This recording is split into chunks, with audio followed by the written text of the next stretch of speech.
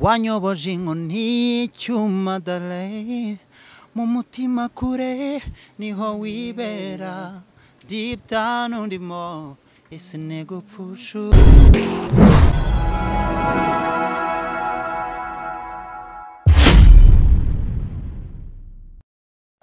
nongeye kukwifuriza ibihe byiza wo dukurikira kuri Tambuka TV. Nizere ko aho uri hose umerewe neza, Imana kabisa ikomeje kugushyigikira mu byo ukora byose. Kuri munsi rero uri kumwe nanjye Wispazo, nge tugenda tubana buri munsi aho mbagenda nkugezaho amakuru y'imyidagaduro abari maragenda avugwa hirya no hino mu gihugu, haba hano mu Rwanda ndetse no hanze yarwo. Kuri uyu munsi wa none hari indirimbo yitwa Fondetwa, imwe mu ndirimbo nziza cyane yasohowe muri uyu mwaka.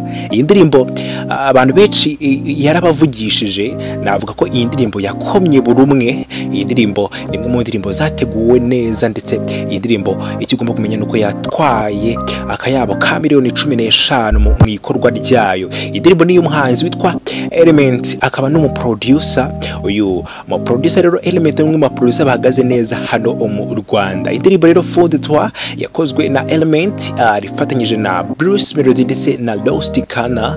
Abangaba rero bakaba ari abahanzi bahuriye muri iyi ndirimbo. Iyi ndirimbo imaze kurebwa n'abantu basaga miliyoni zirenga 4. Ibaze miliyoni zirenga 4 mu gihe kitari cyagera mu kwezi n'indi minsi mikeya iyi ndirimbo igiye hanze. Indirimbo rero irimo iragenda yigarura imitima y'abantu batari bakeya. Indirimbo rero ikaba yarakomeje kugenda ikinwa haba ku radio agiye atandukanye, ku mateleviziyo ndetse no hanze y'u Rwanda.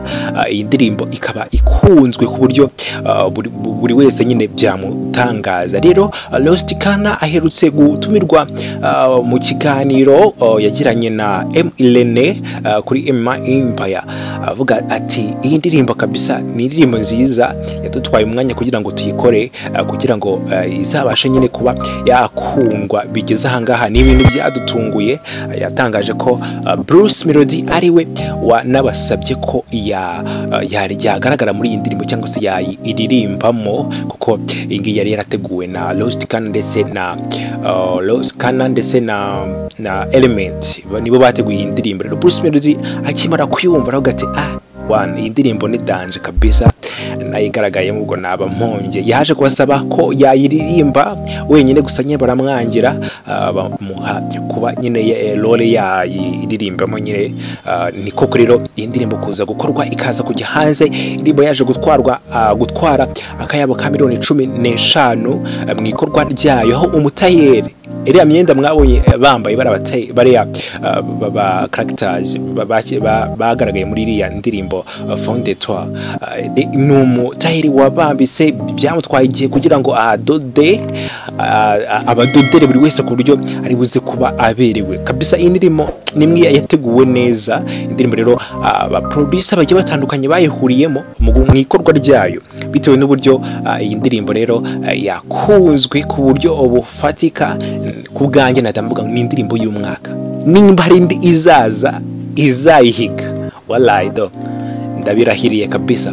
Rero iyi ndirimbo rero ni imwe mu ndirimbo nziza ugomba kumenya, ziri gukundwa, ziri trending hirya no hino, haba hano mu Rwanda ndetse no hanze. Umuhanzi Pasi yatangaje ko agiye kongera kugaruka mu muziki nyuma y'igihe kirekire. Uyu muhanzi Pasi atagaragara, yatangaje ko yabahaye umwanya abakobwa, harimo ba Ways, barimo ba Butera Knowless, barimo ba Marina. Yabaza ati ngewe nabahaye umwanya wo kwisanzura, ariko ngubu ndaje kabisa ndabaheza umwuka.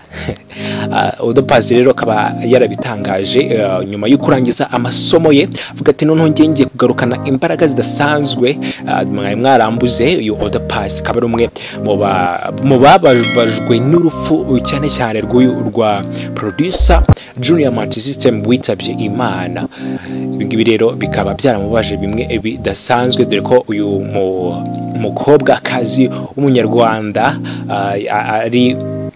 ari we wari ufite na studio yitwa Empire Record, imwe muri studio producer junior system yakoreragamo. Ngayo nguko rero nshuti bakunzi ba Tambuka TV, ayo namwe makuru tuba turimo turagenda tugarukaho.